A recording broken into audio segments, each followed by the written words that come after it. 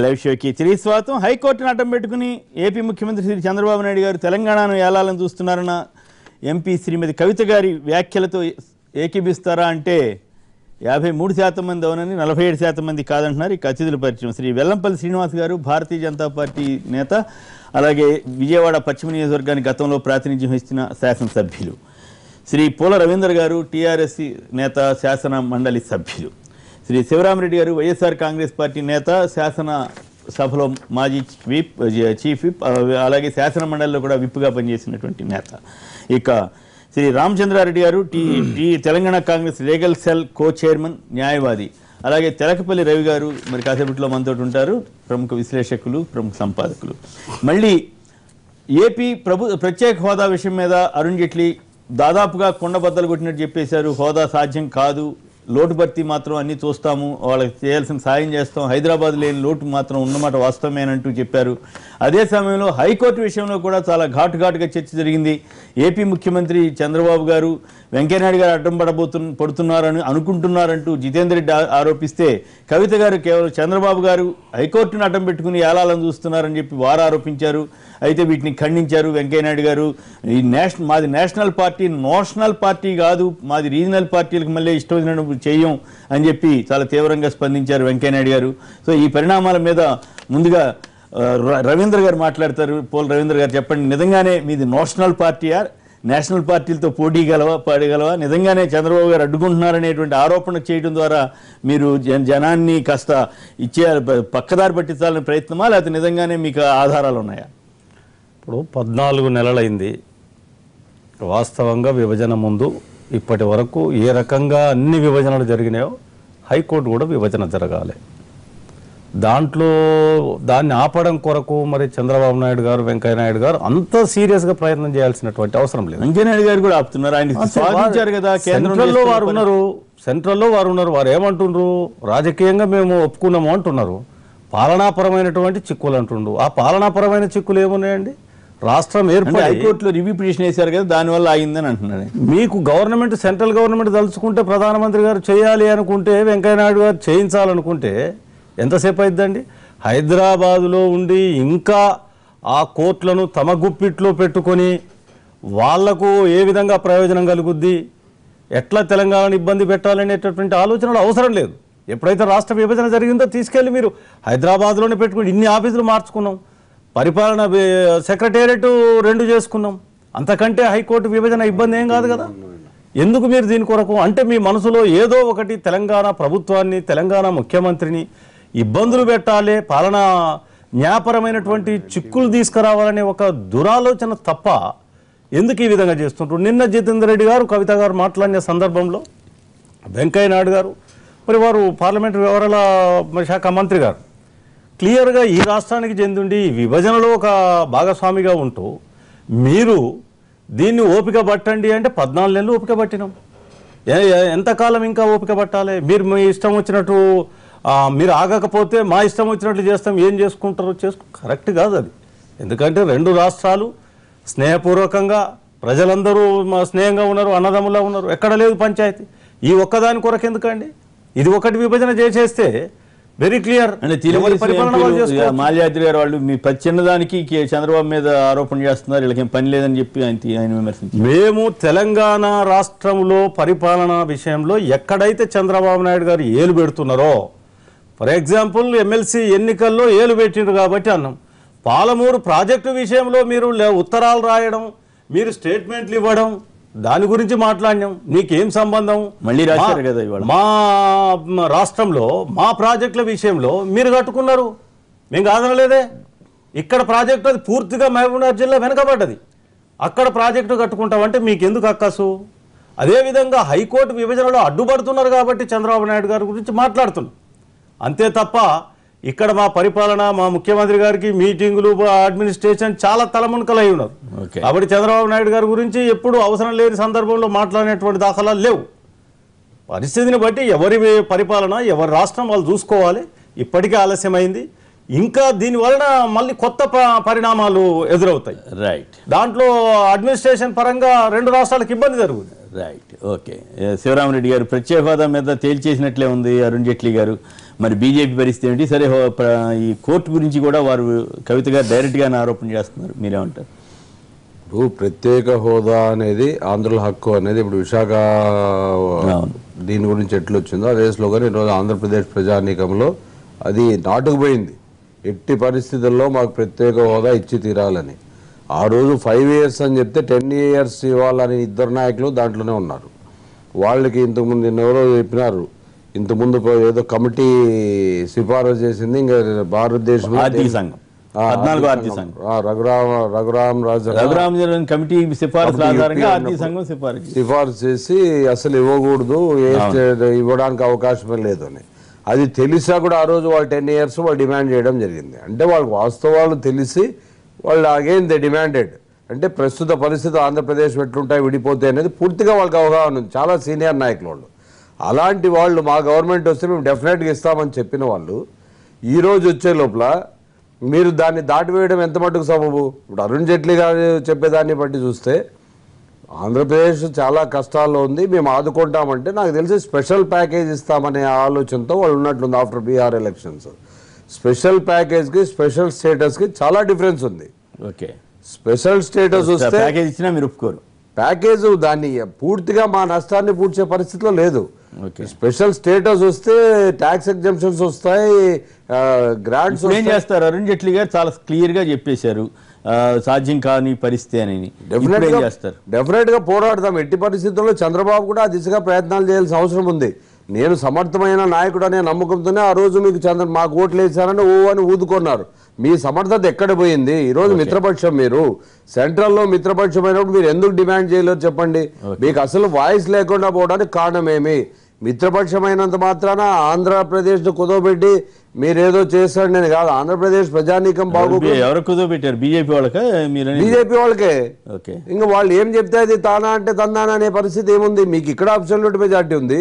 Absolute majority ఉన్నప్పుడు మీరు వాళ్ళ మీద డిపెండెంట్లేం కాదు, అడ్డదాడు భయపడాల్సిన పని లేదు. At the same time BJP వాళ్ళు స్పెషల్ స్టేటస్ ఇవ్వాలనుకుంటే వాళ్ళకి మా అబ్సల్యూట్ మెజార్టీ ఉంది, వాళ్ళు కూడా భయపడాల్సిన అవసరం లేదు. అదే మరి అవసరం లేదు. వాళ్ళు చేయాలనుకుంటే మనసు ఉంటే మార్గం ఉంటుంది. అలాంటి పరిస్థితుల్లో వీళ్ళు కేవలం నానబెట్టి ఇతర రాష్ట్రాలను ఏదో ఎరగా చూపించి, ఆర్థిక సంఘాన్ని చూపించి, ఇంకోటి చూపించి డైవర్ట్ చేయడానికి ప్రయత్నం చేయడం మంచిది కాదు. ఇది పూర్తిగా ఒక ప్రాంతాన్ని మోసం చేసిన పరిస్థితి. పవన్ కళ్యాణ్ గారు రోడ్డు మీదకి వస్తే సాధ్యం అవుద్దని అంటున్నాడు శివాజీ గారు, వీళ్ళు వాళ్ళంతా ధర్నాలు చేస్తూ. మీరేమంటారు? పవన్ కళ్యాణ్ గారు వచ్చినా ఇంకోటి వచ్చినా ఆంధ్రప్రదేశ్ లో ప్రతి వారి హక్కు ఉంది పోరాడే దాంట్లో. ఆయన వస్తేనే అవుతుంది అనే అంత సినిమా ఏం లేదు. కనీసం ఆయన మాట్లాడే ధైర్యం కూడా లేదు. ఏదో ప్రశ్నించే ధైర్యం కూడా లేదు ఆయనకి. ఏదో సినీ గ్రామర్ లో అప్పుడు ఏదో చేశాడే తప్ప ఈరోజు చంద్రబాబును క్వశ్చన్ చేసే పరిస్థితిలో లేడు. ఆయన ఎంపీలను కామెంట్ చేస్తూనే నెక్స్ట్ డేనే విపరీతంగా వాళ్ళందరూ ఆయన మీద దాడి చేయడం జరిగింది. నీ నుంచేం గెలినా, మేము లోకల్ బాడీస్ లో అప్పుడే గెలిచాం, నీదేం చేయాల్సి ఇక్కడ లేదు అని ఉన్న గౌరవాన్ని కూడా తీసేశారు. మరి ఈయన వాయిసే లేదంటే, వాయిస్ ఉంటే ఆ రోజు మళ్ళీ మాట్లాడేవాడు కదా. ఏదో ట్విట్టర్ లో పెట్టో ఇంకోటో పెట్టో చేస్తున్నాడు. అట్ ద సేమ్ టైం కోర్టుది, హైకోర్టుది స్టేట్లో డివిజన్ వచ్చిన తర్వాత మళ్ళా ఇరు ప్రాంతాల వారి మధ్య ఇంకా ఎక్కువ దాన్ని ప్రొలాంగ్ చేయడం మంచిది కాదు. ఎట్టి పరిస్థితుల్లో ఎక్కడ మాకు ఇప్పుడు రాజధాని కర్నూలు జిల్లాలో ఇంతకుముందు మాకు రాజధాని ఉండేది, మేము త్యాగం చేసుకుని దాన్ని హైదరాబాద్కి ఇచ్చిన పాపానికి ఈరోజు మా పరిస్థితి అగమ్యగోచరంగా తయారైంది. రాయలసీమ చంద్రబాబు నాయుడు గారు చేసే రాజధాని కూడా హబ్బులన్నీ పూర్తిగా ఆ ప్రాంతంలోనే చేస్తున్నాడు. హైకోర్టు అన్నా కర్నూలులో పెట్టాలా అనేది, కర్నూలు కాదు అనంతపూర్ కానీ మా ఏరియాలో రాయలసీమలో ఒకటి పెట్టాలా అనేది మా డిమాండ్. కాబట్టి ఎట్టి పరిస్థితుల్లో చంద్రబాబు నాయుడు గారు దీన్ని ఎక్కువ డిలే చేయకుండా, ఈవెన్ సెంట్రల్ గవర్నమెంట్ కూడా ఫైనాన్షియల్ అసిస్టెంట్ ఇస్తారని ఎప్పుడో డివిజన్లోనే ఉంది. అట్లాంటప్పుడు డిలే చేయాల్సిన అవసరమే లేదు. ఈయన కేవలం ఓటుకు నోటు అనే కేసు ఉంది, మళ్ళా ఏమవుద్దో మారితే అనే భయం ఉండొచ్చు. లేకపోతే మరి నేను ఇక్కడే ఉన్నాను, చట్టం న్యాయం వేరు ఉంటాయా? రాష్ట్రం మారిపోతే, హైకోర్టు మారిపోతే ఉంటాయని కాదు, భయం. ఆయన భయం, మరి అన్నిటికీ భయమే. చంద్రబాబు నాయుడు గారిలో ప్రతిదీ చాలా డీప్ గా ఆలోచన చేసే వ్యక్తిత్వం అయింది. Right, okay. శ్రీనివాస్ గారు సామాన్య చెప్పండి, ఏంటి వాళ్ళిద్దరు ఘాటుగా మాట్లాడుతున్నారు? సరే, ఇప్పుడు బీజేపీ డిఫెన్స్ లో ఉన్నట్లుంది ఈ రెండు ఇష్యూస్ లో. ఎటువంటి డిఫెన్స్ ఉండదు సార్. ఇప్పుడు హైకోర్టు విషయంలో రాజకీయం చేయడం అనేది తగదు. అది కోర్టు అనేది రాజకీయాలకు సంబంధం లేని విషయం. అక్కడ ఆంధ్రప్రదేశ్లో విభజించాల్సిన వాస్తవం, దాంట్లో ఉన్నది వాస్తవం. కరెక్టే. ఇప్పుడు 14 నెలలు అయింది, ఇంకా విభజించలేదు అంటున్నారు. సార్ అదేవిధంగా ఇప్పుడు టీఆర్ఎస్ కూడా ఉంది, దాదాపు మేనిఫెస్టోలో బోలు పెట్టారని 14 నెలలు అయిపోతే అన్నీ అయిపోతాయి. దీంట్లో ఏంటంటే కొంత విభజనలో చేసే ఇబ్బందులు ఉన్నాయి. అక్కడ హైకోర్టు ఎక్కడ పెట్టాలో లేని పరిస్థితులు కూడా ఉన్నాయి దాంట్లో అని చెప్పన్నారు. దీనికి ఏదో ప్రత్యేకంగా మా దగ్గర కోర్టులు మీరు తీసుకోండి అని చెప్పి చెప్తున్నారు. దానికైనా న్యాయపరమైన చిక్కులన్నీ కూడా ఏమున్నాయి తప్ప దాన్ని బట్టి వెంకయ్యనాయుడు గారి మీద ఆరోపణలు చేయడం. ఇప్పుడు వెంకయ్యనాయుడు గారు కనుక ఆ రోజు మన తెలంగాణకి అప్పుడు అనుకూలంగా ఆయన చెప్పిన వ్యక్తి కదా ఆయన. దానికేంటి వెంకయ్యనాయుడు గారిని చంద్రబాబు నాయుడు కలిపాడు. ఆయనకి సంబంధం ఏంటి అసలుకి? ఇప్పుడు ఆయన అనేక సార్లు చెప్పాడు, నేను కర్ణాటకలో గెలిచాను కానీ ఆంధ్ర రాష్ట్రం అంటే నాకు అభిమానం ఉంది కాబట్టి తప్పని చేస్తాను వాళ్ళ అనుమానం.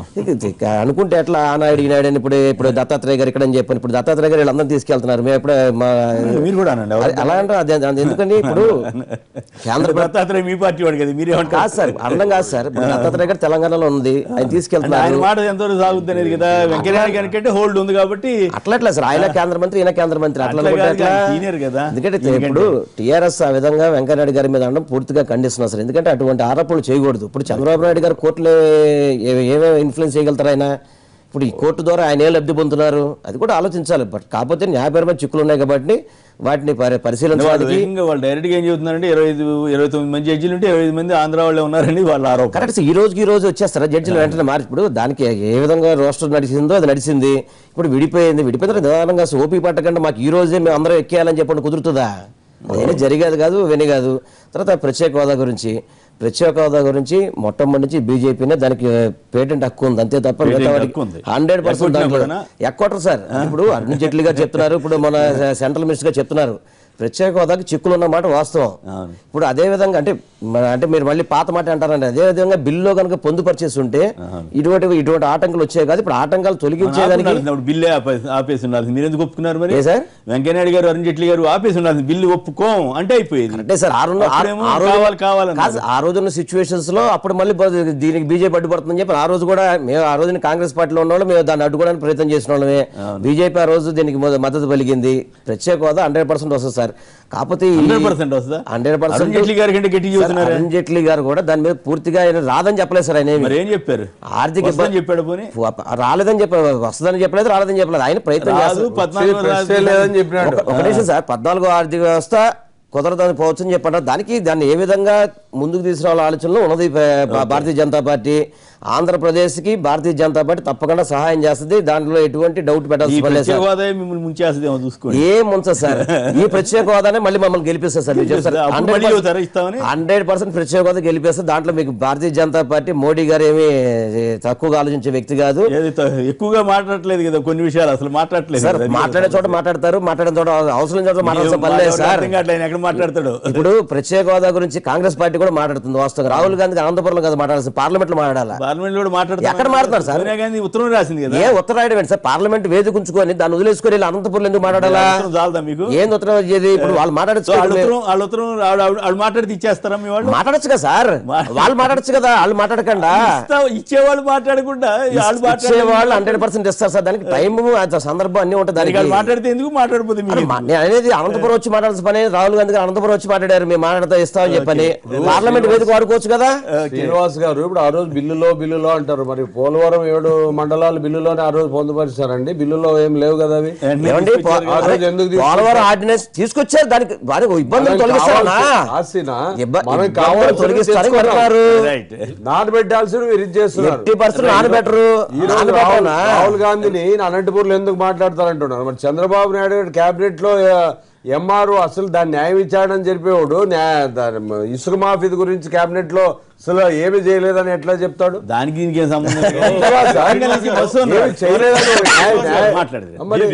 శ్రీనివాస్ గారు చెప్పింది, వెంకయ్య నాయుడు గారు ఒక సీనియర్ నేత, పెద్దన్న పాత్ర ఈ 2 రాష్ట్రాల విభజనలో. ఏ విధంగానైతే ఈ రోజు వరకు మీరు చేసినరో, ఇప్పుడు అట్లనే 7 మండల్స్ మీరు ఆ తర్వాత ఎట్లనైతే బలవంతంగా లాక్కున్నారో, అంతకంటే కఠినమైన సమస్య, అంతకంటే క్లిష్టతరమైనటువంటి సమస్య హైకోర్టు విభజన కాదు. మీరు దాన్ని అనవసరంగా పార్టీని మీరు చంద్రబాబు నాయుడు గారు చెప్పినరు అని చెప్పి మీరు చంద్రబాబు నాయుడు చెప్పారనేది వాస్తవం చేయడానికి సిద్ధంగా సార్ 100% మీకు 100% చేస్తారు సార్. హైకోర్టు విభజన తోటి క్లియర్ చేశారు. సదానంద్ గౌడ్ గారు మీ సదానంద్ గౌడ్ గారు మీకు హామీ ఇస్తున్నప్పుడు ఇంకా వెంకటరెడ్డి గారు మీరు ఎందుకు పడాలి? మీరు నాయుడు గారు ఈ రాష్ట్ర కావాలని మీరు రాజకీయంగా భారతీయ జనతా పార్టీని ఇబ్బంది పెట్టాలనే ఉద్దేశంతో నాయుడు గారు పేరు పడతారు తప్ప అసలు ఆయనకేం సంబంధం? ఈ శాఖ దానికి ఇరుకున పెట్టే పరిస్థితి, ఇరుకున పడే పరిస్థితి మీరు తెచ్చుకుంటున్నారు. అరే మీరే కాబట్టి మీరు దీన్ని ఇలాంటి పంచాయతీ పెద్ద ప్రధానమంత్రి గారు చేసేయాలి. మసూన్ రారు నమస్కారం, మాట్లాడండి. వరంగల్ నుంచి. హలో నమస్కారం, మాట్లాడండి. నమస్కారం సార్. నమస్తే, మాట్లాడండి. ఇక్కడ విషయం ఏంటంటే సార్, హైకోర్టును అడ్డు పెట్టుకుని చంద్రబాబు నాయుడు గారు పరిపాలన చేస్తా ఉన్నారని చెప్పేసి కవిత గారు అంటున్నారు. అయితే ఇక్కడ ఏంటంటే చాలా విధులమైన విషయం. అంటే ఒక కోర్టు అనేది పరిపాలన, కోర్టులో ఉండేటువంటి న్యాయవాదులు, న్యాయమూర్తులు ఈ రాజకీయ నాయకులు చెప్పినట్టు తలకాయలు ఊపుతారు. నా వాళ్ళ ఉద్దేశం ఏంటి అంటే అడ్వకేట్స్ మొత్తం అడ్వకేట్స్ సార్ అడ్వకేట్ గానే మాట్లాడుతాను. అడ్వకేట్స్ అనేటోళ్ళు వీళ్ళ కాళ్ళ కింద చెప్పులాగా పనిచేస్తారు, చెప్పుల కింద పుల్లులాగా పనిచేస్తారు. ఏంటది మా స్టేట్మెంట్ వెనక తీసుకోవాలి ఫస్ట్. అసలు ముఖ్యంగా మన తెలంగాణ న్యాయవాదులు ఈ స్టేట్మెంట్ వెనక తీసుకోమని చెప్పాలి. ఆంధ్ర వాళ్ళు అయితే ఎవరి సార్ అడ్వకేట్ అనేది ఒక కులం. జాతీయ సుప్రీం కోర్టులో కూడా న్యాయవాదులు ఉంటారు సార్. అంటే సుప్రీం కోర్టులో ఢిల్లీలో గవర్నమెంట్ ఉన్నది, చంద్రబాబు నాయుడు గారు అక్కడికి వెళ్ళిపోతారు, అక్కడ ఏదైనా కేసు ఉంటది, అక్కడ వాళ్ళు చెప్పినట్టు ఏంది ఏం మాట్లాడతారు వీళ్ళు? మధుసూదన్ గారు, ఇక్కడ తెలంగాణ అడ్వకేట్స్, ఆంధ్ర అడ్వకేట్స్ అనేది పంచాయతీ కాదు. హైకోర్టు విభజన, రాష్ట్ర విభజన జరిగిన తర్వాత హైకోర్టు విభజన ఎందుకు జరగట్లేదు, దీంట్లో ఎందుకు అడ్డుపడుతున్నారు అనేదే ప్రశ్న తప్ప ఎక్కడ అడ్వకేట్స్ ను విమర్శించడం కానీ కవిత గారు ఎవరిని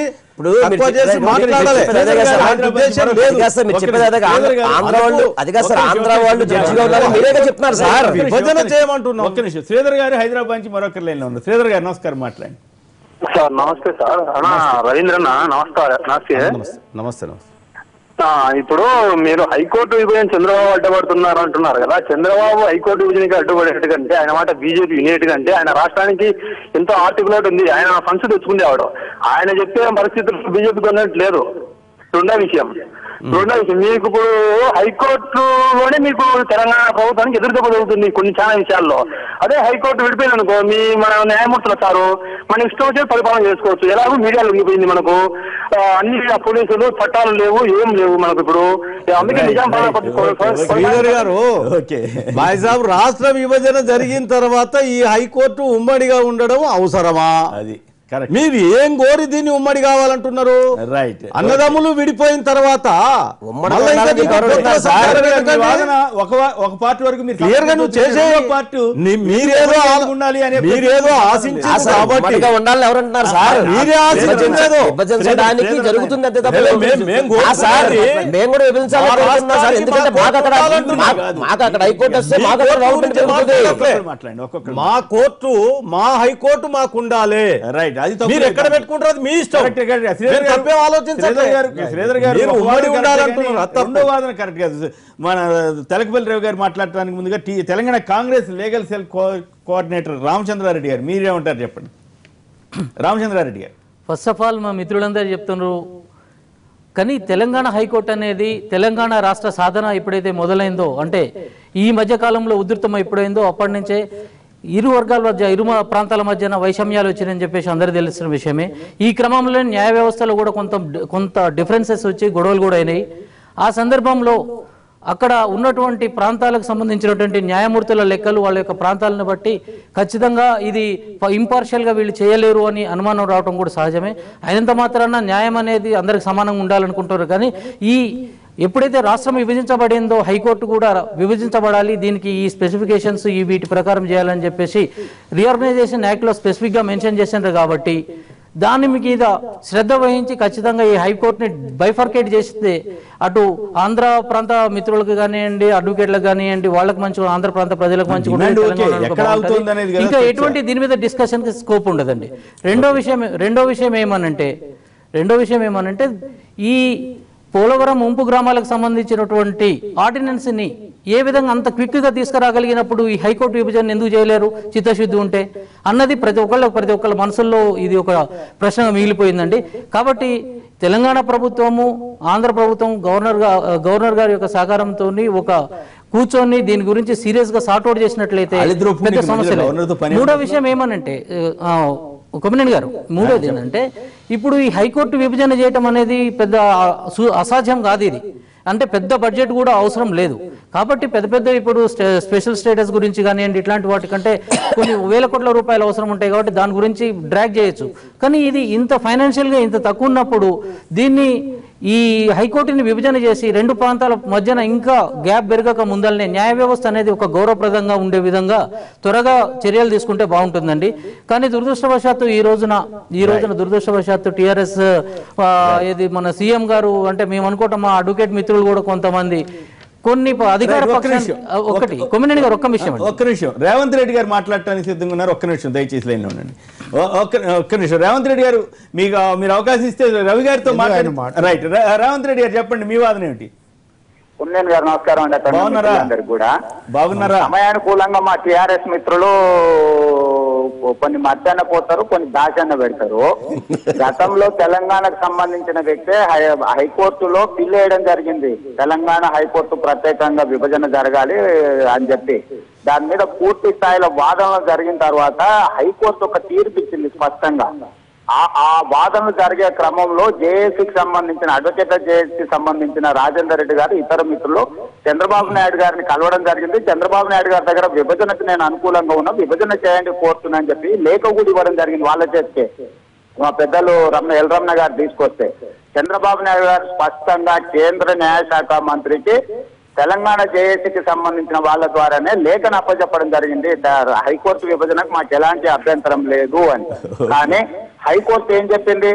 విభజన చట్టం ప్రకారము ఆంధ్రప్రదేశ్ లో హైకోర్టుకు సంబంధించిన పూర్తి బిల్డింగులను మొత్తాన్ని కేంద్ర ప్రభుత్వం నిర్మించి సంపూర్ణంగా వసతులు ఏర్పాటు చేసిన తర్వాత మీరు కోర్టు విభజన చేయాలి. కానీ తెలంగాణలో అంటే తెలంగాణ గవర్నమెంట్ గచ్చిబౌలిలో ల్యాండ్ కూడా ఇస్తామని లేఖ రాసిండ్రు. ఆంధ్రప్రదేశ్ కోర్టు గచ్చిబౌలిలో పెట్టుకోండి, లేదంటే మేమన్నా అక్కడికి వెళ్ళిపోతాం, మీరు ఇక్కడ పెట్టుకోండి అంటే హైకోర్టు ఏం చెప్పిందంటే ల్యాండ్ ఆఫ్ లా తెలంగాణ ప్రభుత్వ భూమిలో ఆంధ్రప్రదేశ్ హైకోర్టు ఉండడానికి వీలు లేదు. ఆంధ్రప్రదేశ్ హైకోర్టు అంటూ ఏర్పాటు చేయాల్సి వస్తే ఆంధ్రప్రదేశ్ భూమి మీద ఏర్పాటు చేయాలి. దానికి కేంద్ర ప్రభుత్వం బాధ్యత. కేంద్ర ప్రభుత్వం నిధులు కేటాయించి అక్కడ బిల్డింగులు నిర్మించిన తర్వాత హైకోర్టు విభజన చేయండి అని చెప్పి మన ఆంధ్రప్రదేశ్ హైకోర్టు తెలంగాణ వాటి వేసిన బిల్లు స్పష్టమైన జడ్జిమెంట్ ఇచ్చిండ్రు.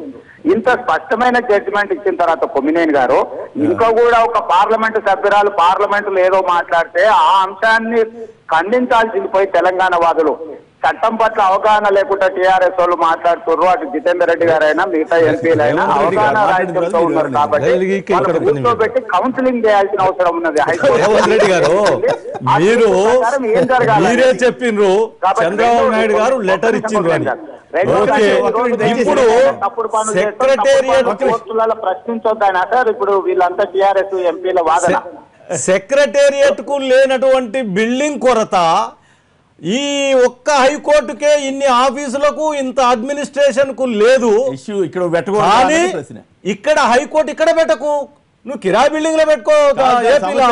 ఏపీ భూభాగంలో పెట్టాలి. ఏపీ భూభాగంలో పెట్టుకోండి సార్. బిల్డింగ్ అయిన తర్వాత కన్స్ట్రక్షన్ అయిపోతా అంటే ఇప్పటి వరకు జడ్జిమెంట్ ఎవరు ఇచ్చిందండి? ఆ జడ్జిమెంట్ ఇచ్చినటువంటి జడ్జీలు ఎవరు? మేము మొదటి నుండి ఇప్పటి వరకు తప్పు సార్ అది. అదిగా సార్ మీరు జడ్జి వ్యవస్థ అవమానిస్తున్నారు సార్. తప్పు సార్ అది కాదుగా సార్, అది తప్పది. తెలంగాణ రాష్ట్రం ఏర్పడ్డాక తెలంగాణ రాష్ట్రానికి సంబంధించినటువంటి హైకోర్టు మా న్యాయవాదులు రవి గారు కూడా మాట్లాడిన తర్వాత మళ్ళీ మీరు తెలంగాణ హైకోర్టు అడ్డం పెట్టుకోండి. హైకోర్టు అవమానపరుస్తారు సార్. హైకోర్టు అవమానపరుస్తారు మీరు. జడ్జిమెంట్ అవమానపరుస్తారు. తప్పు సార్ అది. మీరు జడ్జిలో అవమానపరుస్తున్నారు. మీరు ప్రభుత్వం కాపాడట్లేదు. రవి గారు కాపాడుకోవాలి సార్. ఇందాక మసూద్ గారు చెప్పింది అదే సార్. మీరు జడ్జిలో అవమానపరుస్తున్నారు. తప్పది శ్రీనివాస్ గారు. ఆ పరిస్థితులు మీరు కల్పిస్తున్నారు. తప్పు సార్. మేము కల్పించేది. ఒక్క నిమిషం. రేవంత్ రెడ్డి గారు ఎలా ఉన్నారు అడగండి. హలో, రేవంత్ రెడ్డి గారు ఎలా ఉన్నారు? బాగున్నానండి. బాగున్నారా? చాలా రోజులైంది. అవునండి, అవునండి. క్లిష్ట పరిస్థితిలో ఉన్నారు కదా, న్యాయ వ్యవస్థతో కూడా ముడిపడింది. కొమ్మినేని గారు, ఇప్పుడు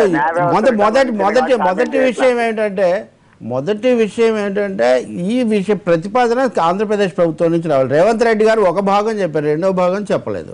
కోర్టు ఏం చెప్పిందంటే ఆంధ్రప్రదేశ్ ప్రభుత్వం పలానా చోట పెట్టాలని నిర్ణయించి ప్రతిపాదన పంపిస్తే దాని మీద కేంద్ర నిర్ణయం తీసుకుంటుంది. నిన్న వెంకయ్య నాయుడు లోక్సభలో చెప్పింది కూడా అదే. కానీ అసలు ఎందుకు దాని మీద వాళ్ళు తొందరగా దాన్ని చేయడం లేదు? నిర్ణయం భవనాలేం రేపు పొద్దునకు రాకపోవచ్చు, కానీ ప్రక్రియ ప్రారంభం కావాల్సింది, ప్రక్రియ ఆగిపోయింది ఆంధ్రప్రదేశ్ ప్రభుత్వం దగ్గర. ఇది చాలా స్పష్టం. అయితే దీన్ని ఆధారంగా చేసుకుని వెంటనే తెలంగాణ కవిత గారు కానీ ఇంకోరు వెంటనే చంద్రబాబు నాయుడు హైకోర్టులు అన్నింటినీ తన గుప్పిట్లో పెట్టుకున్నాడు, ఆంధ్ర న్యాయమూర్తులు ఉంటే వెంటనే తెలంగాణకు వ్యతిరేకంగా తీర్పులు వస్తాయి. ఇలాంటి వాదనలు, మనం రాష్ట్ర విభజన అయిపోయింది, గతంలో ఉన్న ఆవేశాలు ఉద్రేకాలు తగ్గించుకొని ఈరోజు కాకపోతే రేపు ఎదుర్కొని పలుపు కోడిపోయినట్టుగా మీరు రాష్ట్రమే సాధించుకున్న తర్వాత ఇంకా హైకోర్టు ఈ రోజా రేపా అంటే ఏదో ఒక కృత్రిమ రాజకీయ సమస్య మీద వేడి పెంచుకోవాలనే ఒక భావన రాజకీయ పార్టీలో ఉండడం వల్ల పదే నిన్న వినోద్ గారు కూడా ఇదే అంశం మీద మాట్లాడుతూ మాట చెప్పారు. ఆ జడ్జిమెంటే పరిధిని దాటిన జడ్జిమెంట్, అసలు చట్టం కాదండి. ఆ జడ్జిమెంట్ తెలంగాణకు చాలా అనుకూలమైంది. ఇప్పుడున్నది తెలంగాణ భూభాగంలో ఉంది, ఇది తెలంగాణ హైకోర్టు, వెళ్ళిపోవాల్సింది ఆంధ్రప్రదేశ్ హైకోర్టు, ఇక్కడ పెట్టుకోవాల్సింది వీళ్ళు కాదనేది. అంటే ఇప్పుడు కాదు, మేము బిల్డింగ్ ఇస్తాం. ఇప్పుడు రేవంత్ గారు కూడా బిల్డింగ్ ఎలా ఇస్తారు సార్? కాదు సార్, ఇప్పుడు హైకోర్టు సచివాలయం విభజన కోర్టు పరిధి వేరు కదా. కోర్టు పరిధి ఏంటి? అదేమన్నా సూపర్ అఫీషియల్ ఒక్క మాట, కోర్టులకు సంబంధించిన నిర్ణయాలు ప్రభుత్వం తీసుకోవచ్చు, సుప్రీం కోర్టు తీసుకుంటుంది. వినండి సార్, కోర్టుల మీద మనం వేరే చర్చ చేయొచ్చు. ఇక్కడ సమస్య ఏంటంటే సుప్రీం కోర్టుల మీద పార్లమెంట్ లో ఆ బిల్లు కూడా నడుస్తుంది. జడ్జీల నియామకం ఎవరు చేయాలి, న్యాయ వ్యవస్థలో లోపాలంటే అది వేరే చర్చ నడుస్తుంది. ఇక్కడికి వచ్చేసరికి ఆ హైకోర్టు అనేది ఆంధ్రప్రదేశ్ లో పెట్టాలి తప్ప హైదరాబాద్ లో పెట్టడం అంతా అయిన తర్వాత ఉన్నదాన్ని విభజించుకోవడం వేరు, ఉమ్మడి రాజధాని కాబట్టి. కానీ హైకోర్టు అనేది విడిగా, మీరు చూడండి, మీరు ఈశాన్య రాష్ట్రాల్లో కూడా విభజన జరిగాక చాలా కాలం ఒకటే గౌహతి హైకోర్టే, వాటన్నిటికి ఇప్పటికి కూడా కొన్ని చిన్న ఈశాన్య రాష్ట్రాలు గౌహతి హైకోర్టే. ఈ విషయంలో తెలంగాణ మిత్రులు కూడా సంయమనం, చంద్రబాబు సత్వరం వేగవంతం చేయాలి, తెలంగాణ మిత్రులు సంయమనం పాటించాలి, కేంద్రం ప్రేక్షక ఉదాసీన పాత్ర వదిలిపెట్టి క్రియాశీలంగా జోక్యం చేసుకోవాలి. ఈ ముగ్గురు వాళ్ళ రాజకీయాల ప్రకారం వాళ్ళు చేస్తున్నారు. ఇంకా మీరు ప్రత్యేక హోదా విషయం కూడా, ఇంకా ప్రత్యేక హోదా ఒక ప్రత్యేక వంచన. ఆ ప్రత్యేక వంచన ఎంతకాలం నడిచినా అలాగే నడిపించుకుంటూ శివాజీ నిన్న చెప్తున్నాడు, పవన్ కళ్యాణ్ రోడ్డు మీదకి వస్తే కలెక్షన్స్ వస్తాయేమో కానీ కలెక్షన్ సినిమా బాగుంటే కలెక్షన్స్ రావచ్చు. కొంతమంది పని కట్టుకొని శివాజీని లేకపోతే ఇంకోటిని అదేదో పెద్ద ప్రత్యేక వాళ్ళని ఉండొచ్చు, వాళ్ళ లక్ష్యాలు ఉండొచ్చు, చేయొచ్చు కూడా. కానీ ఈ సమస్యలో కూడా బీజేపీ కానీ తెలుగుదేశం కానీ చేయాల్సినవి చేయడం లేదు. వాటిని చేసే బదులు ఇంకెవరి మీద ఆరోపణ చేయడం. ఇప్పుడు అన్ని తీర్పులు తెలుగుదేశం అనుకూలంగా వచ్చాయా? న్యాయమూర్తులు అనేవాళ్ళు ఆంధ్ర న్యాయమూర్తులు, తెలంగాణ న్యాయమూర్తులు, లేకపోతే జమ్మూ కాశ్మీర్ న్యాయమూర్తులు అని ఉండరండి. న్యాయమూర్తులు అంటే న్యాయమూర్తులుగానే ఉంటారు. మన వాదనలను బట్టి జడ్జిమెంట్లు ఇస్తారు. ఇచ్చే జడ్జిమెంట్ల మీద మనం అప్పీల్ పోవచ్చు ఎక్కడికైనా కానీ. సుప్రీం కోర్టు పోవచ్చు, రివిజన్ వేసుకోవచ్చు, డివిజనల్ బెంచ్ పోవచ్చు. న్యాయ వ్యవస్థలో ఒక దగ్గర కాకపోతే ఇంకొక దగ్గర ఖచ్చితంగా మనకు న్యాయం జరుగుతుంది. న్యాయ వ్యవస్థ మీద నమ్మకం ఉండాల్సింది నెంబర్ 1. నెంబర్ 2, కొన్ని విషయాలలో మాత్రం ఆంధ్ర వాళ్ళు అంటున్న టీఆర్ఎస్ వాళ్ళు ఇంతవరకు తెలంగాణ గవర్నమెంట్ వచ్చిన తర్వాత ఇచ్చిన కాంట్రాక్టులు తెలంగాణలోకి ఎన్ని ఇచ్చిండ్రు, ఆంధ్రప్రదేశ్ వాళ్ళకి ఎన్ని కాంట్రాక్టులు ఇచ్చిండ్రు. నెంబర్ 3, చిన్నజీయ స్వామి ఆంధ్ర అయినా మీకు ఆప్తుడు అయిపోతాడు. ఆనంద్ సాయి ఆర్కిటెక్ట్, కళలకు తెలంగాణ పుట్టినిల్లు, కళాకారులకు గాని కళలకు గాని. ఈ రోజు యాదాద్రిని నిర్మించడానికి కళాకారులకు అప్పచెప్పిన దాంట్లో ఆనంద్ సాయి అని ఆంధ్ర వాడికి ఇచ్చారు కానీ తెలంగాణ కవులకు కళాకారులకు ఇవ్వలేదు కదా కొమ్మినేని గారు. అంటే కేసీఆర్ కి ఇష్టమైతే ఆంధ్ర వాళ్ళను హక్కును చేర్చుకుంటాడు. కేసీఆర్ ను ఇదేంది, ఇది న్యాయం కాదు కదా అని ఎవరైనా ప్రశ్నిస్తే మాత్రం వాళ్ళ మీద ఆంధ్ర వాళ్ళ ముద్రేసి రాజకీయ పబ్బం గడుపుకోవాలని చూస్తున్నాడు. అక్కడ ఉన్న మిత్రుడు రవీందర్ కొంచెం రీజనబుల్ గా మా మిత్రుడు మాట్లాడతాడు అనుకున్నా కానీ మిత్రుడు కూడా కేసీఆర్ ఇన్ఫ్లుయెన్స్ లో పోయి ఈ రకమైన తర్కవాదం చేయొద్దు. ఆయన కేసీఆర్ ఇన్ఫ్లుయెన్స్ చంద్రబాబు ఇన్ఫ్లుయెన్స్ తప్పదు కదా.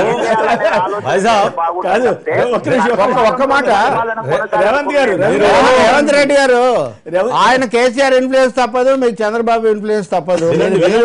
ఆ పార్టీ మీరు చెప్పినట్లుగా ఇదే కేంద్ర ప్రభుత్వం వెంకయ్య నాయుడు గారు, చంద్రబాబు నాయుడు గారు రాష్ట్ర విభజన జరిగిన తర్వాత 7 మండలాలను తెలంగాణవి బలవంతంగా లాక్కుపోయినారు. సార్ చంద్రబాబు నాయుడు సంబంధించిందా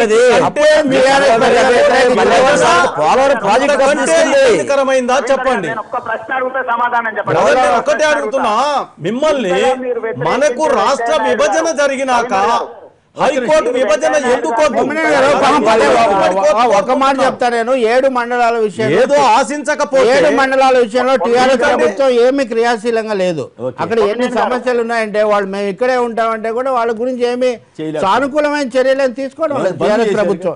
రాజకీయవాదులు చెప్పి వాటిని పోకుంటుండడం. ఏం లేదు కొమ్మినేని గారు, వెంకయ్య నాయుడు గారి మీద ఇంత వ్యతిరేకత ఉన్నది కదా మన మిత్రులకు. వెంకయ్య నాయుడు గారు ఇంత ద్వేషిస్తారు. మరి వెంకయ్య నాయుడు గారి కుటుంబానికి సంబంధించిన షోరూమ్ కు కొన్ని 100 కోట్ల రూపాయల వాహనాలు కొనుగోలు చేసిండ్రు. వెంకయ్య నాయుడు గారి కుటుంబానికి సంబంధించిన షోరూమ్ లోనే 100 కోట్లు పెట్టి వాహనాలు వెంకయ్య నాయుడు గారి పట్ల మీకు అభ్యంతరం లేదు. రేవంత్ రెడ్డి గారు ఈ కోర్టు విషయానికి వస్తే మాత్రం వెంకయ్య నాయుడు గారిని వ్యతిరేకిస్తున్నాం. వెంకయ్య నాయుడు గారు తెలంగాణ వ్యతిరేక అయిపోయినా. వెంకయ్య నాయుడు గారిని వ్యక్తిగతంగా ఎవరూ విమర్శించడం లేదు. ఆయన కార్ల షోరూమ్ ఉంటే హైదరాబాద్ లో ఉండనియండి. ఆయన షోరూమ్ లో కారు కొనుక్కోవద్దని ఎవరు మనం. ముఖ్యమంత్రి గారు కూడా చెప్తున్నారు ఆంధ్ర తెలంగాణ ప్రజలను ఎప్పుడు ఇబ్బంది పెట్టారు, అందరం కలిసిపోదామంటున్నారు. ప్రజల్లో వారొకరు, ప్రజల మీద ఎక్కడ కూడా ఇబ్బంది పెట్టేది లేదు కదా. నాయకులు చేస్తున్నారు కాబట్టి వాటిని మీరు చేయకండి అంటున్నాం కానీ ప్రజలను ఎక్కడ తప్పుపడ్డది. ఒక మాట నేను చెప్పేది, చిన్నజీయర్ స్వాములు సన్యాసులు తిరుపతి ఆంధ్రాలో ఉంది. మనం పోవా? వెంకటేశ్వర స్వామి ఆంధ్ర రాష్ట్రం ఉంది కాబట్టి ఎవరికి వ్యతిరేకం కాదు. ఒకటేమో ఒక మంత్రి గారు మాత్రమే స్వాములు సన్యాసులు ఈ లోకానికి సంబంధించిన వాళ్ళు కాదు కాబట్టి బహుశా వాళ్ళకి భౌగోళిక సరిహద్దు వర్తించేమో కేసీఆర్ గారికి తెలియాలి. శృతి మించి ప్రాధాన్యత ఇచ్చి వాళ్ళ చుట్టూ తిరుగుతున్న మాట మాత్రం నిజమే. వాళ్ళలో ఎక్కువ మంది అక్కడి నుంచి వస్తున్న మాట నిజమే. నేను రేవంత్ రెడ్డి గారికి సలహా ఇచ్చేది అంటే వద్దంటూనే మళ్ళీ మనం అలాంటి వాదనలు తేవడం వల్ల ఉపయోగం లేదు. ఏ షోరూమ్ లో కారు కొన్నారు, ఏ హాల్లో సినిమా చూసారు, వీటిలోకి వెళ్తే ఇది కుదరదు. ఒకవేళ ఆ వాహనాల కొనుగోలు ఏమైనా అక్రమాలు జరుగుంటే మీరు తప్పకుండా మీడియాకి చెప్పండి, దాన్ని మనం చేయొచ్చు. చెప్పండి రేవంత్ గారు మీరు మూడో మాట అండి, టీఆర్ఎస్ బీజేపీని తగినంతగా వ్యతిరేకించట్లేదు. వాళ్ళు వెంకయ్య నాయుడుతో సత్సంబంధాలు, బండారు దత్తాత్రేయ ఎప్పుడు వాళ్ళతో ఉంటున్నాడు. ఏం తేడా వచ్చినా మౌనం పాటించడం తప్ప గంగానమ్మ ఎవరో కాలు పెడితే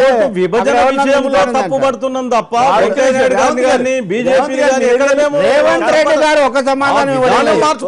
రేవంత్ రెడ్డి గారు ఆంధ్రప్రదేశ్ ప్రభుత్వం ఎందుకని ఇంతవరకు ప్రతిపాదన పంపించడం లేదు, ఎందుకని క్రియాశీలంగా వ్యవహరించడం లేదు? అది రాజ్యాంగ ఆరోపణ చేస్తున్నారా, కేసీఆర్ మీద ఆరోపణ చేశారు? ఇంతకీ రవి గారు ఎవరి మీద ఆరోపణ కాదు. కేసీఆర్ కు కమిషన్లు వస్తేనో, కేసీఆర్ కు ఆర్థికంగా లాభాలు ఉంటేనో, కేసీఆర్ స్వప్రయోజనాలు ఉంటే ఆంధ్ర తేడా లేదు. వాళ్ళ టీ న్యూస్ లో ప్రకటనలన్నీ ఆంధ్ర వాళ్ళే ఉంటే, వాళ్ళ నమస్తే తెలంగాణలో మొత్తం ఆంధ్ర కంపెనీలు ఉంటే, వాళ్ళ ఇంట్లో భోజనాలకు ఆంధ్ర వాళ్ళే ఉంటారు. అక్కడ మాత్రం ఆంధ్ర తెలంగాణ వాళ్ళు ఎవడు కనిపిస్తాడు? రేవంత్ రెడ్డి గారు మీరు ప్రజలను విడదీస్తున్నారు. అవసరమైన అంశాలు ఏమన్నా ఉంటే రేవంత్ రెడ్డి గారు మీరు ఆంధ్ర తెలంగాణ ప్రజలను విడదీయకండి. ప్రజలు ఎక్కడైనా ఉండొచ్చు. ఆంధ్ర తెలంగాణ అనేది ప్రజల్లో తీసుకురావద్దు. మనం భేదాభిప్రాయాలు నాయకత్వంలో జరుగుతున్న పొరపాట్ల గురించి మాట్లాడుతున్నాం. అంతేగాని మీకు ఆంధ్ర ప్రాంతానికి చెందిన వ్యక్తి హైదరాబాద్ లో ఉండకూడదా, పని చేసుకోకూడదా? తప్ప అది ఆంధ్ర ప్రజలు మేము మొదలై చెప్పినాం అన్నదమ్ములా కలిసి ఉందామా పార్లమెంట్ వేదికగా చేసుకొని జితేందర్ రెడ్డి గారు మీ పార్లమెంట్ సభ్యులు ఏం మాట్లాడారు? ఆంధ్ర తెలంగాణ వాదాన్ని విభజన తీసుకొచ్చి సెంటిమెంట్ ద్వారా పథకాలనే ప్రయత్నం ఏదైతే చేసి అది వాస్తవం కదా? ఎందుకు అట్లా చేస్తారు? మీరు పరిపాలనలో ఏదో అవసరమో అది చేయండి, మేము సహకరిస్తాం, మేము వెంబడిస్తాం, మేము కూర్చొని మాట్లాడతాం ఏదన్నా ఉంటే. చంద్రబాబు నాయుడు గారికి ఇంతవరకు వాళ్ళ వాళ్ళ వాళ్ళ స్టేట్ హెడ్స్ తీసుకెళ్లి ఎక్కడ కూర్చోబెట్టుకోవాలో ఇంతవరకు ఆఫీస్ సెట్ కాలే. చంద్రబాబు నాయుడు గారు ముఖ్యమంత్రి కార్యాలయం ఎక్కడ పెట్టుకోవాలో సెట్ కాలేదు.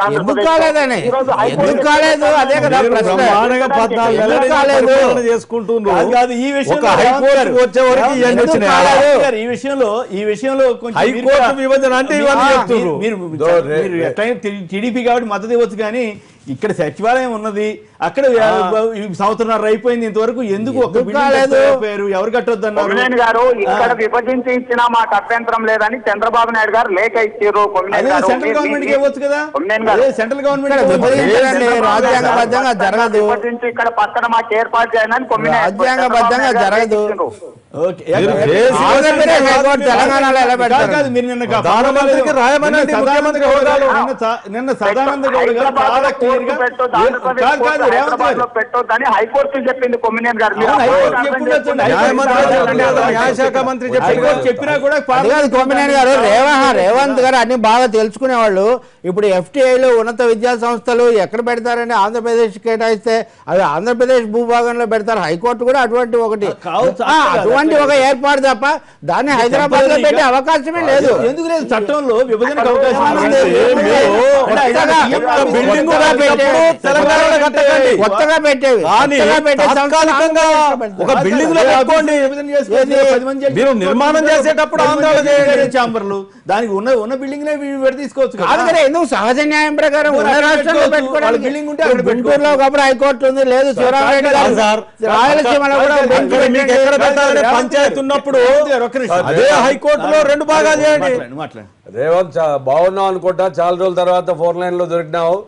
రేవంత్ ఇప్పుడు చెప్పేది చంద్రశేఖరరావు గారు అయితే ఎక్కడ డబ్బులు ఉన్నాయో దాంట్లో చూసుకుంటాడు. మరి చంద్రబాబు నాయుడు గారు పట్టిసీమనో అదే మన పుష్కరాలు ఆయన ఏదేదో చేసుకునే బదులు మన హైకోర్టును మా ప్రాంతానికి తీసుకొస్తే మా ఏరియా కూడా డెవలప్ అవుతాయి కదా. మా వాళ్ళంతా అక్కడ డబ్బులు తెచ్చి ఇక్కడ ఎందుకు ఖర్చు పెట్టాలి? హైదరాబాద్ లో కోర్టుకు వచ్చే వాళ్ళంతా అడేడా వస్తే మాకు కూడా ఇన్కమ్ సోర్స్ పెడతా కదా, మా ప్రాంతం డెవలప్ అయితే. మా అడ్వకేట్లు కూడా ఎక్కువ మంది హైకోర్టుకు పోవడానికి అవకాశాలు కూడా ఉంటాయి. అట్లాంటప్పుడు చంద్రబాబు నాయుడు గారు ఆ దిశగా ఎందుకు ప్రయత్నం చేయకూడదు? కేవలం ఇటు సైడ్ ఎందుకు కర్నూలులో పెట్టాడు? వాళ్ళ లీడరే కదా, ఆయన ఏం చెప్తాడు కాదు. చంద్రబాబు నాయుడు గారికి చంద్రశేఖర్ రావు గారికి ఒక తెలంగాణ వాదం ఉండాలి, ఆయనకి ఆంధ్ర వాదం ఉండాలి. ఇద్దరు ఫైట్ చేస్తుంటే 2 ప్రాంతాల్లో వాళ్ళ లీడర్లు, అది వీళ్ళు ఆ యాక్సెప్ట్ చెప్పండి రేవంత్ గారు. అదే అభివృద్ధి ద్వారా చేస్తే బాగుంటుంది. కేశవునికి మంచి మిత్రుడు, ఆంధ్రప్రదేశ్ ప్రభుత్వంలో నిర్ణయాలు తీసుకోగలిగిన స్థాయిలో పయ్యావుల కేశవ్ మీ మిత్రుడు. పయ్యావుల కేశవ్కి సలహా చెప్పింది అనుకోండి అన్న, తప్పకుండా అది అమలు జరుగుద్ది. ఎందుకంటే ఆంధ్రప్రదేశ్ ప్రభుత్వంలో ఏం జరుగుతుందో, ప్రతిరోజు పరిపాలన ఏముంటుందో నేను